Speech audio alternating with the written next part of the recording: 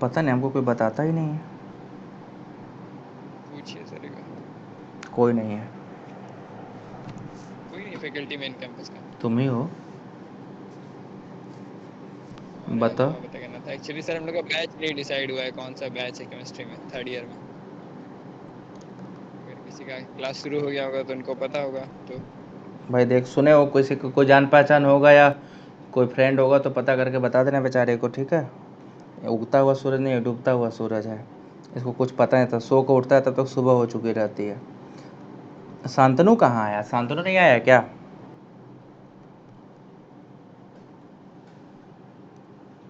List में तो नहीं है सर एक और। देखो चलो शुरू करते हैं ना। आयनाइजेशन आइसोमर क्या होता है, ठीक है।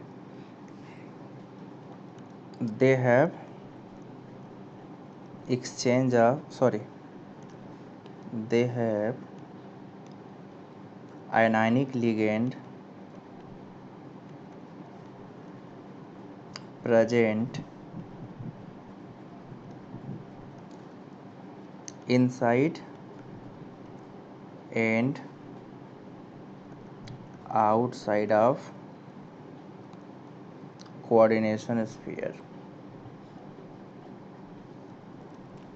पहले तो जरूरी चीज़ यही है कि इसके कोऑर्डिनेशन स्फीयर के अंदर और कोऑर्डिनेशन स्फीयर के बाहर क्या होना चाहिए, क्या प्रेजेंट होना चाहिए? आयनानिक लिगेंड का होना जरूरी है, सबसे पहली चीज़। दूसरी इंपॉर्टेंट बात क्या है कि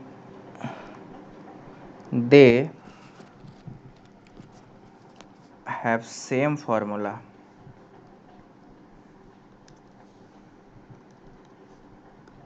they have same molecular formula but difference in किस चीज़ में डिफरेंस होता है? Bonding of, structure. नहीं, इनसाइड कोऑर्डिनेशन स्फीयर। देखो ध्यान से सुनना, कोऑर्डिनेशन स्फीयर के अंदर जो होते हैं वो कोऑर्डिनेट बॉन्ड से जुड़े होते हैं, और जो कोऑर्डिनेशन स्फीयर के बाहर होते हैं वो किस बॉन्ड से जुड़े हुए होते हैं? आयनिक बॉन्ड से जुड़े होते हैं, ठीक है। तो अब देखो, जैसे कि एग्जांपल हम आपको दिखाने वाले हैं कि एग्जांपल है, हम कोबाल्ट का एक एग्जांपल है रहा है CONH3 का होल 5 Cl। Cl अंदर है, बाहर क्या प्रेजेंट है? सल्फेट। अगर हम इस कॉम्प्लेक्स की बात करें, देखो यहाँ पे हम इसको कैसे टेस्ट करेंगे। इसमें टेस्ट करने के देखो अपने पास कितने एनायन है? 2 एनायन है ना। एक Cl एनायन है और दूसरा क्या है? सल्फेट एनायन है। इस कॉम्प्लेक्स में ही 2 आयन है। होता क्या है, when this complex is treated with barium chloride, it form barium sulfate, which is a white color highly stable ionic compound. But when it is treated with AgNO3, no PPT formation occur। कोई precipitate का formation नहीं हो रहा। जब ऐसा होगा तो हम क्या बताएंगे कि क्या है? नो प्रेसिपिटेट बना, कोई प्रेसिपिटेट मतलब क्लोरीन कहाँ है? Inside the coordination sphere, inside coordination sphere. और सल्फेट कहाँ है? आउटसाइड ऑफ कोऑर्डिनेशन स्फीयर, ठीक है। एक कोऑर्डिनेशन स्फीयर के बाहर है, एक कोऑर्डिनेशन स्फीयर के अंदर है। इसी का दूसरा भाई जब पैदा होता है तो वो होता है COH2O का whole 5 SO4 and Cl outside. अब जब इसमें यही रीजन डाला गया, दोबारा ट्रीट किया गया, तो हमें क्या मिला कि बेरियम सल्फेट से जब ट्रीट किए हैं तो नो PPT का फॉर्मेशन हुआ। But when this same complex is treated with AgNO3, we are getting a white PPT of AgCl, white PPT of AgCl। इसका मतलब क्या हुआ कि क्लोरीन कॉम्प्लेक्स में आ रहा है, यहाँ प्रेसिपिटेट में Cl आ रहा है, मतलब Cl कहाँ था? Cl आउटसाइड था, क्योंकि सिर्फ आउटसाइड वाले जो होते हैं वही आयनाइज होते हैं, बाहर और जो अंदर है वो आयनाइज नहीं होंगे। तो this is inside non ionizable, inside, और ये क्या है? आउटसाइड। तो जो आउटसाइड होते हैं बच्चा, वो क्या होते हैं? आयनाइजेबल होते हैं, मतलब वो आसानी से आयनाइज हो सकते हैं, और जो इनसाइड होते हैं दे आर नॉन आयनाइजेबल। समझ में आया? पहली बात समझ में आई? Yes sir. एकदम आसानी से पहचान लोगे ना, कुछ भी टेंशन नहीं है, एकदम आसानी। देखा भाई, यही तो आंसर होगा। ठीक है, दूसरा एग्जाम्पल। अरे कई बार पूछे, बस सिंपल पूछता है, कॉम्प्लेक्स दे देगा तो हमसे पूछेगा चलो बताओ कौन सा आइसोमेरिज्म शो कर रहा है। तो ऐसे ऐसे तो क्वेश्चन पूछे ना, हम लोग तो बैठ के इंतजार कर रहे हैं ना। ऐसा पूछेगा, क्वेश्चन लगाएंगे, 4 नंबर पाएंगे, मुस्कुराते हुए चले जाएंगे। नेक्स्ट एग्जाम्पल, PT NH3 का होल 4 Cl2 एंड बाहर पड़ा है Br2, देन PT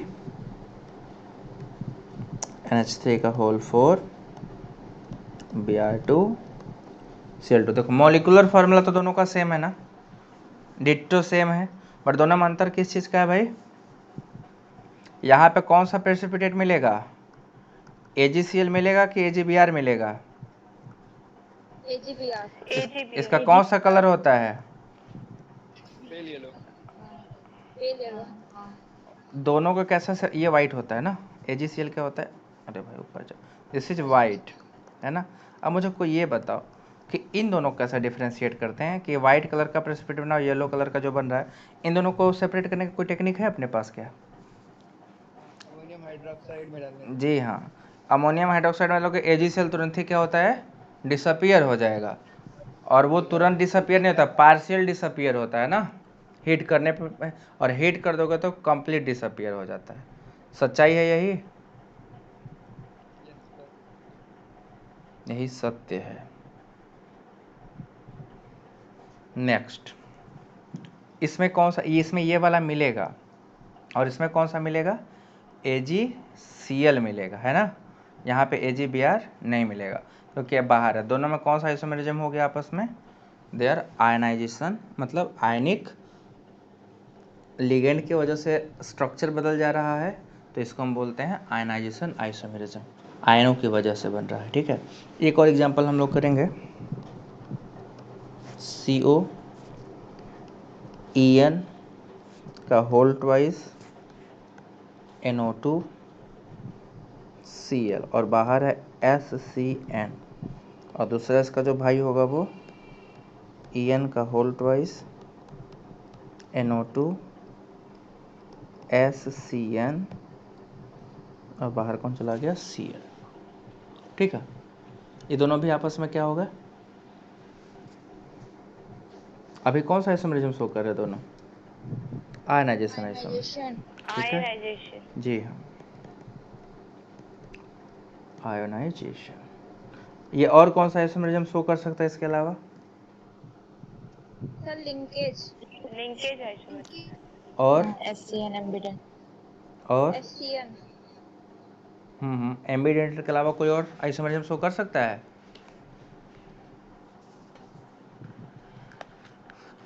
ये सिस ट्रांस भी कर सकता है, ज्योमेट्रिकल आइसोमर कर सकता है, और ये ऑप्टिकल आइसोमर भी कर सकता है। ये बाद में बताएंगे कब ऑप्टिकल करेगा, कब ज्योमेट्रिकल करेगा। ठीक है,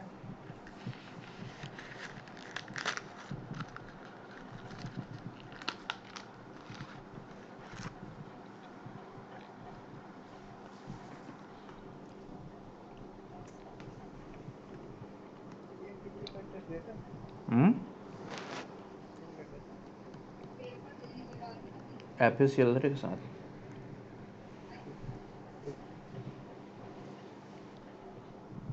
दूसरा,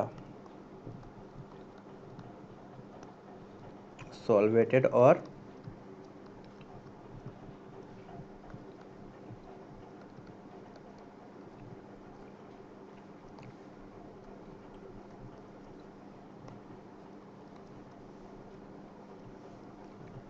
इसमें सबसे पहले इंपॉर्टेंट कंडीशन क्या है?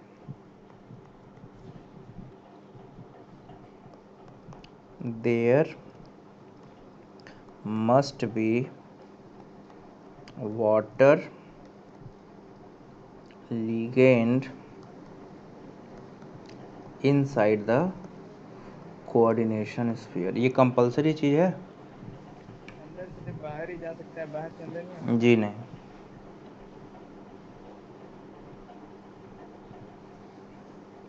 Next, when water molecule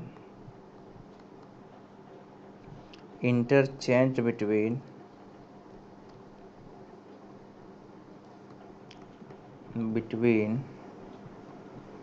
coordination sphere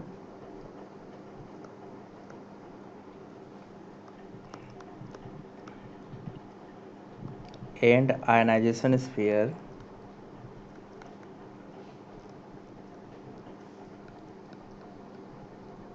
coordination ionization sphere, then they are called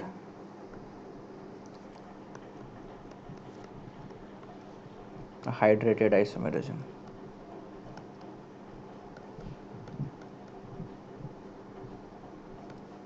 ठीक है, अब इसका एग्जांपल देखा जाए।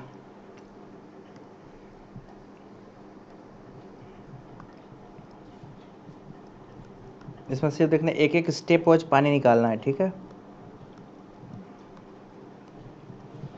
अब बाहर क्या 3 ठो क्लोरीन लगा हुआ है, अगर स्टेप वाइज निकालेंगे तो सबसे पहले क्या होगा, एक H2O बाहर जाएगा और एक Cl कहाँ चलाएगा, अंदर आ जाएगा। यहाँ CH2 इंटू H2O, फिर क्या होगा, Cr H2O4 Cl2 यहाँ चलाएगा, Cl इंटू 2H2O। एक बार और हो सकता है अभी, क्योंकि बाहर एक और लिगेंड पड़ा हुआ है, Cr H2O का होल 3 Cl3 इंटू 3 H2O, है ना। ये तीनों आपस में कैसा आइसोमर है, ये सब आपस में कौन सा आइसोमर है, हाइड्रेटेड।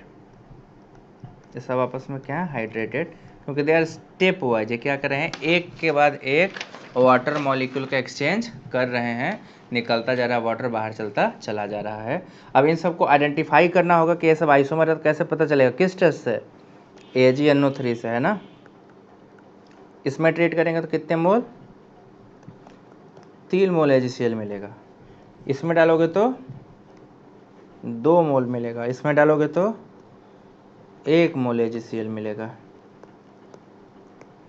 और इसमें डालोगे तो 0 मोल। तो कंफर्म हो जाएगा ना कि सबका मॉलिक्यूलर फार्मूला तो सेम है, बट इसमें 3 ठो क्या हो गया, क्लोरीन जो था बाहर से अंदर चला गया है लास्ट वाले में, और पहले वाले में तीनों बाहर थे। एकदम कंफर्म, सबको आ गया।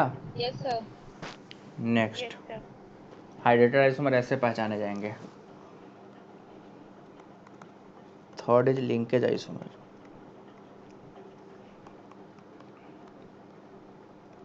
पानी बाहर से अंदर चली जाएगी। हम्म,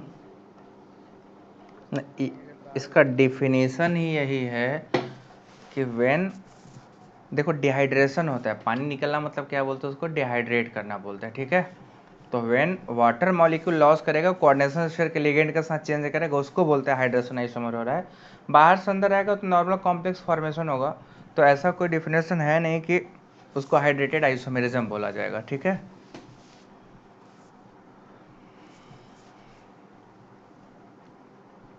लिंकेज आइसोमर को क्या डिफाइन करें, सबसे पहले कंडीशन क्या है,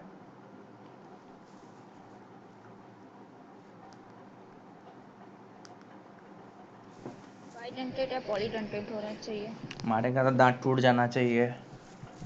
एम्बीडेंटेड लेकिन सर अरे हम्म, अब लग रहा है थोड़ा थोड़ा नींद आ रहा है ना, अरे नहीं सर। किसको किसको नींद आ रहा है, नहीं सर, अभी तो भूख लगी है। अरे सर बाप, इतनी जल्दी कौन सोता है। सर। हम 10:30 11 बजे तक सो जाते हैं। सर आप कल तो रात में स्टेटस और क्वेश्चन भेज रहे कल थे। रात में जगे हुए यस थे, सर। कल रात में 2 बजे तक जगे थे, बाकी दिन 11 बजे तक सो जाते हैं, क्योंकि डेली हम लोग 2 लोग हैं ना, 2-3 लोग हैं, 3 3:30 बजे जग जाएंगे, 3:30 बजे जगने के बाद काम धाम चालू, उसके बाद लगातार दिन भर काम। 3:30 बजे सुबह क्या करते हैं सर। हम्म, सबसे शांति 3:30 बजे सुबह। सबसे शांति का समय वही होता है पढ़ाई लिखाई का। तो आप हम लोग को उसी टाइम पढ़ा दीजिए। अच्छा, इसमें से आधे से ज़्यादा ना बैल बेच कर सो रहे होंगे। हमको गाली नहीं सुनना, वो बुरा बुरा वाला। इसमें से कितने लोग 3 बजे जगेंगे, जरा किसी से पूछ लो तो। हमारे लिए तो सबसे बेहतरीन होगा। असंभव, मुझे पता है। पढ़ने के लिए तो बिल्कुल नहीं जगो, बाकी के लिए भर के जगह रहते हो गए। नहीं सर, नहीं, देखिए अगर किसी क्लास के लिए नहीं। तो जगना होगा, सर नहीं कभी नहीं जाएगा, जगे नहीं 3 बजे जगना तक। होगा तो 5 बजे भी नहीं जगेगा।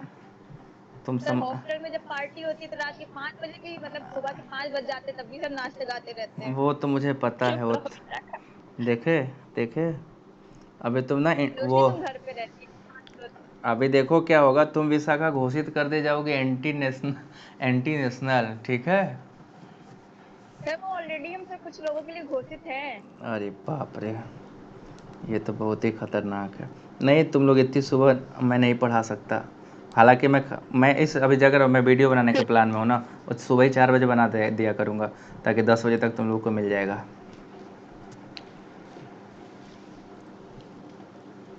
सुबह की क्लास का कुछ डिसाइड हो रहा है क्या? अच्छा, तुम कहाँ थी, लेट आई क्या? सर पता नहीं क्या हो रहा है, नेट बार बार चला जा रहा है। अरे सुबह 4 बजे क्लास चलेगी, तैयार हो ना। सर आप कभी भी कराइए, हम तैयार हैं। बड़ी दुखी है जिंदगी से ये लड़की। सर नेट बार खराब हो जा रहा है, तो सारी है। कोई बात नहीं, रिकॉर्डिंग लगाए हैं।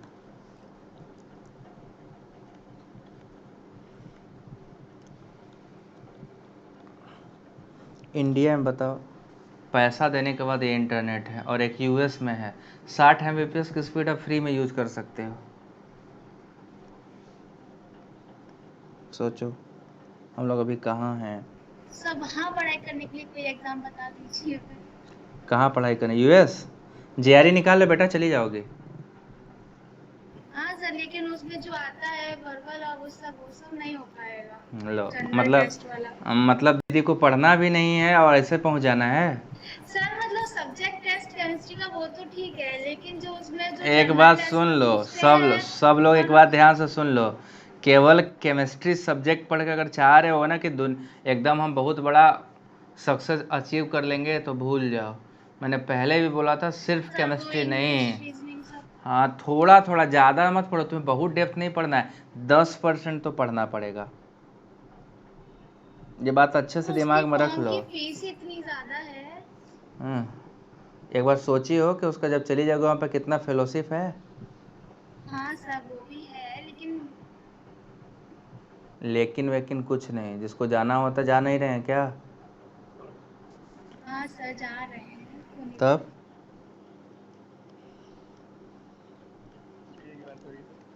जाएंगे। जेआरई की बात हो रही है, जेआरई एंड टफेल की। ग्रेजुएशन के लिए होता है। हाँ, तुम्हारे ऊपर है, तुम कौन से वाले में जाना चाहते हो। हम लोग तो मतलब पोस्ट में जाना चाहेंगे तो पोस्ट का भी है। और क्या। ये भी सर फीस के नाम पे डराएंगे। देखो, बहुत सारे फैसिलिटी हैं। अब तुम्हारे ऊपर है, तुम कहाँ जाना चाहते। जरूरी यूएस ही जाओ, जर्मनी चले जाओ। जर्मनी का सबसे बेस्ट इंस्टीट्यूट कौन सा है तो एजुकेशन के लिए? मैकेनिकल के लिए है शायद। मैक्स प्लैंक, जर्मनी में है। इंस्टीट्यूट का नाम पूछ इंस्टीट्यूट है मैक्स प्लैंक, नाम नहीं सुने हो क्या? थोड़ा रहे। नहीं सर, मुझे लगा आप पूछ रहे हैं कि किसके लिए अच्छा है। नहीं नहीं, मतलब हर चीज़ वहाँ पे अच्छा।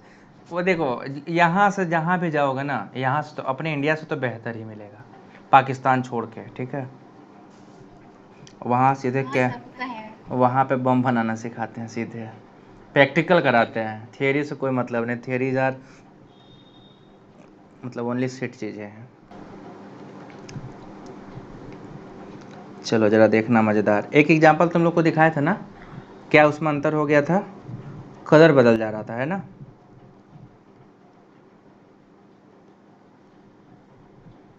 ये दोनों आपस में क्या है, CONH3 का होल 5 NO2। देखो बेटा, इसमें से एक रेड कलर है, एक येलो कलर है, बताओ कौन सा किस कलर का था? Which one is red and which one is yellow? कल ही बताए थे हम। सर जिसमें नाइट्रोजन वो पड़ता है वो येलो होता है। जी हाँ, और ये कैसा होता है? रेड होता है। बताया था ना strong field ligand, weak field ligand का। दोनों में अंतर क्या है? यहाँ पे डोनर साइड क्या है? ऑक्सीजन है। यहाँ पे डोनर साइड क्या है? नाइट्रोजन है। ठीक ना। नेक्स्ट एग्जांपल देखो, Mn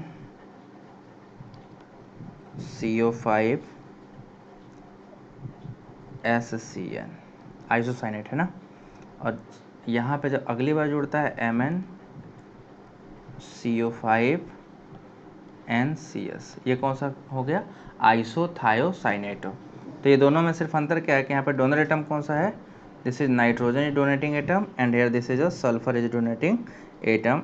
तो ऐसे सारे कॉम्प्लेक्सेस इनके पास क्या हो, आपको पता होगा साफ साफ कि डोनर एटम केवल बदलेगा, लिगेंड वही रहेगा, बट उस लिगेंड के डोनर एटम जब बदल जाएंगे तो ऐसा आइसोमर्स को हम क्या बोलते हैं?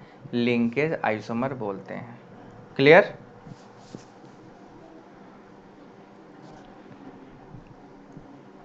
आ गया ना सबको? पहचान जाओगे ना। नेक्स्ट है Yes, sir. Coordination isomerism. Coordination isomerism. अब इसमें क्या होता है? When exchange of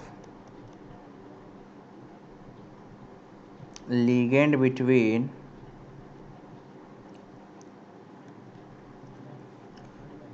two different coordination sphere,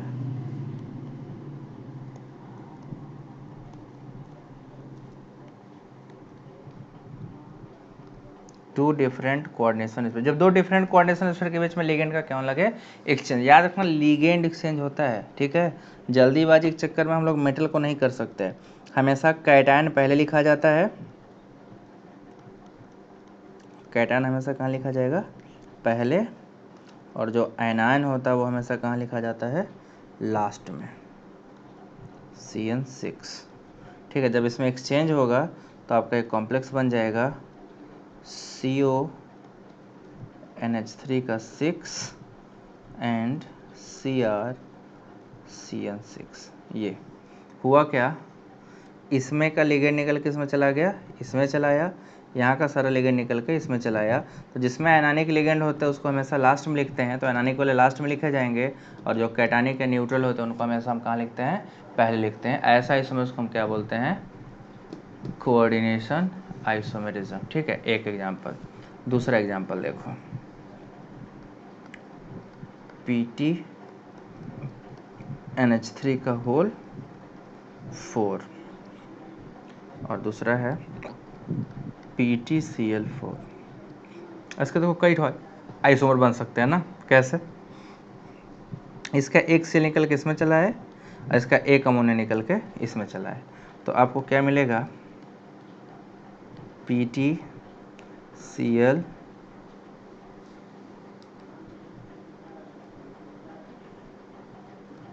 NH3 का होल थ्राइस Cl, इधर क्या आ जाएगा? PTCl3 और एक अमोनिया। अब स्टेप वाइज एक और कर सकते हैं, एक और Cl को इधर से भेज देंगे इसमें से इसमें, और एक और अमोनिया को इसमें से इसमें। तो हो क्या रहा है? एक्सचेंज तो किसका हो रहा है? सिर्फ दो डिफरेंट कोऑर्डिनेशन स्फीयर के बीच में लिगेंडों का जो एक्सचेंज है, that is called coordination isomerism. समझ में आया सबको यहाँ तक? Yes, sir. आज यहीं रोकेंगे, ठीक है, नहीं तो हम घर पहुँचेंगे सारा ताला बंद हो जाएगा, मुझे बाहर आना पड़ेगा। 10:30 तक ठीक है ना? 10:30 तक पढ़ा देंगे, चलेगा? हाँ सर, 8:30 से